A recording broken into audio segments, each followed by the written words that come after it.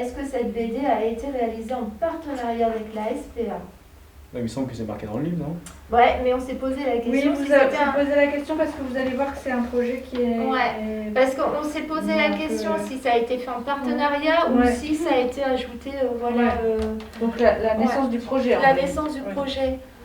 Depuis 6 ans donc maintenant, nous avons réuni un groupe de jeunes qui sont issus de la mission locale Picardie-Maritime et qui sont volontaires pour participer à des rencontres en amont du Salon du Livre qui a lieu tous les ans au mois de mars.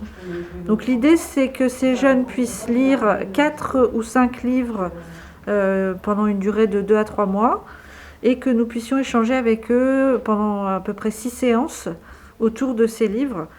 Alors ces livres, ce sont des livres d'auteurs qui sont toujours présents au moment du Salon du Livre. L'idée étant que les jeunes puissent rencontrer des auteurs, échanger avec eux, leur poser des questions sur ce qu'ils ont écrit. Et c'est aussi pour nous l'occasion d'échanger avec ces jeunes autour de questions qui sont posées dans ces ouvrages. Pourquoi tu penses qu'elle a choisi la bande dessinée plutôt qu'écrire un article de journal ou...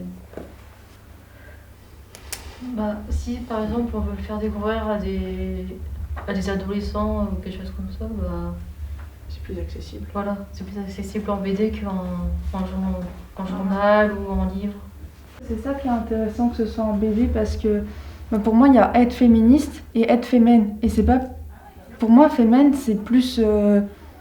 Après, j'ai pas encore lu la BD, mais on a plus un stéréotype de c'est violent, elles sont seins nus. Regardez-nous, on veut l'égalité ou on veut être supérieur, peu importe. Et quand c'est féministe, c'est plus... pour moi, c'est plus calme. Et du coup, peut-être que les gens, ils ont trop ce stéréotype-là de quand on est féminin, on est vraiment violent, etc. On veut faire valoir nos droits. À chaque fois qu'il y a des mouvements politiques, à chaque fois, les personnes, justement, comme tu le disais, Nicolas, pensent qu'elles vont faire le bien, qu'elles vont améliorer le quotidien des gens parce qu'elles vont forcément améliorer le leur. Sauf que tout le monde ne rêve pas de la même chose, en fait. Donc... Voilà, il y a des gens à qui ça peut plaire et puis d'autres qui vont pas du tout être d'accord avec ça. C'est justement pour ça que je pense que c'est le genre de mouvement qui crée débat et qui va faire opposition, qui va créer des oppositions. C'est une vraie question.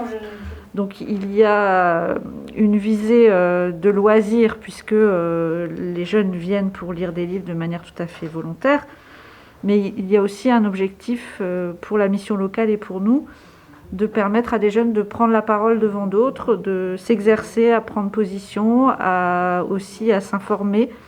Et on a pu cet après-midi se poser ces questions. J'ai été surprise aussi de la fin parce que j'aurais bien aimé savoir ce qu'il devient. En fait, depuis le début, on le suit un peu dans le cimetière, on voit ce qu'il fait. Et le fait qu'on n'ait pas plus de nouvelles de lui au front, ça m'a un peu pas déçue, mais je m'attendais un peu plus à savoir ce qu'il devenait, comment il s'en sortait. Je pense que la fin elle est brutale justement pour souligner cette mort brutale qu'a subi le héros principal de la BD. Donc ça l'a choqué aussi. Il ne s'attendait pas à cette chute en fait.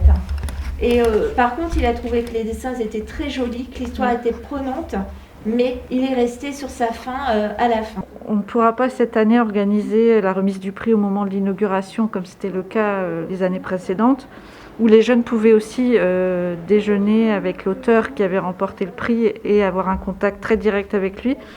Cette année, ce ne sera pas possible. On va essayer de trouver d'autres formes, puisqu'ils vont pouvoir tout de même rencontrer quelques-uns des auteurs de la sélection, à des dates un peu variées, mais quand même. Et puis, on espère que ces jeunes reviendront l'année prochaine, puisque certains jeunes sont là depuis le début, certains suivent le prix depuis le début, et donc... on espère qu'ils seront là pour le pays invité, l'Irlande, en 2022.